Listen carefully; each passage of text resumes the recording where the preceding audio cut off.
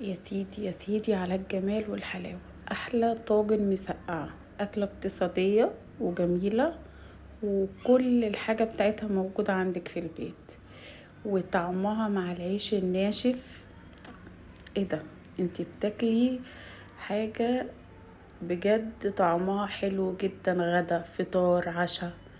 هي بصي كل حاجة كل حاجة، وفعلا طعمها حلو جدا. سيدي يا سيدي بالعيش الناشف، وجنبيها بصلاية خيارة، لو في جرجير بقى حلوة جدا. وده اللي كان موجود عندي.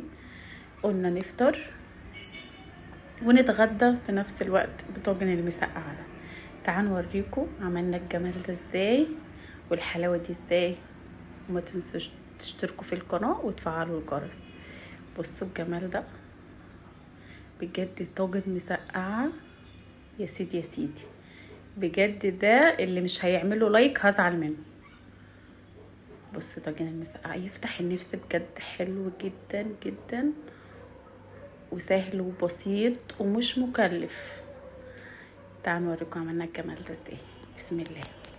معانا هنا حبة زيت،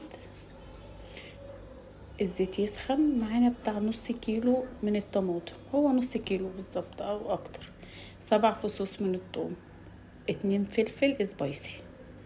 تمام، هنحمرهم في الزيت. ومعانا هنا 3 حبات من البطاطس، هنقطعهم مكعبات، مش هنقطعها بطاطس اكنك هتعملي بطاطس طاجن بطاطس كده باللحمه.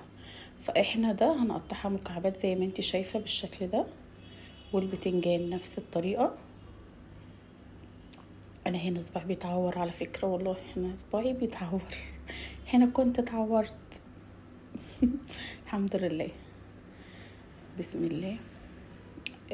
هنا قطعنا البتنجان بالشكل ده مكعب برضو زي البطاطس بالظبط. نحط عليه معلقتين من الدقيق، هتقلبيهم تقليبه كويسه يعني زي تغليفه كده، فمش هنحط دقيق كتير. هنا الفلفل كان خلاص خد لون معانا بالشكل ده، والثوم نفس الكلام، والطماطم. الطماطم بالطريقه دي على فكره بتبقى حلوه جدا جدا، وطعمها بيبقى حلو. يعني بتحسيها المسقعه هنا يعني بتبقى مختلفه بسبب الطماطم، انك بتحمريها في الزيت بتبقى طريقتها مختلفه. بتحسي بتبقى فيها طعم غريب، بس انتي مش عارفه هو ايه الطعم ده، بس هي الطعم ده بيخليها في حته تانية تماما. هنا كان حطينا البطاطس وحمرناها خلاص. البطاطس مش هخليها تحمر معايا جامد، يعني مش عايزاها تغمق جامد، انا عايزاها لونها تبقى ذهبي فاتح بالشكل ده. هتجيبي اي مصفى عندك علشان تصفي الزيت اهو بالشكل ده. ربنا يحسن ما بين ايديك يا رب. كل اللي يعمل حاجة ربنا يحسن ما بين ايديه. هنا معانا البتنجان، انا مش هقلبه علشان لو قلبته الدقيق بيقع من عليه، فهنسيبه ونقلبه لما تحسي ان اللون البتنجان خد لون من تحت، هتبتدي ان انت تقلبيه. اخر حبة معانا هننزل بحتتين فلفل، برضو الفلفل ده مش سبايسي، ده فلفل رومي عادي مقطعه قطع صغيرة كده. كنا خلصنا خلاص البتنجان والبطاطس والفلفل. معانا هنا 3 حبات من البصل قطعناهم شرايح صغيرة، ممكن تقطعيها مكعبات زي ما انت حابة. هنا هريسة ثوم وهريسة شطة، معلقة ومعلقة. او خد لون معايا بس مش لون، برضو ما غمقتش البصلة جامد، بتتبليها بس تخليها تدبل معاكي. وهنا كنا نزلنا بالطماطم اللي احنا حمرناها في الزيت في اول الفيديو. كمون، كزبرة، ده فلفل ابيض، ممكن تحطي فلفل اسود عادي، ملح. هتقلبي بقى تقليبه حلوه كده بالشكل ده.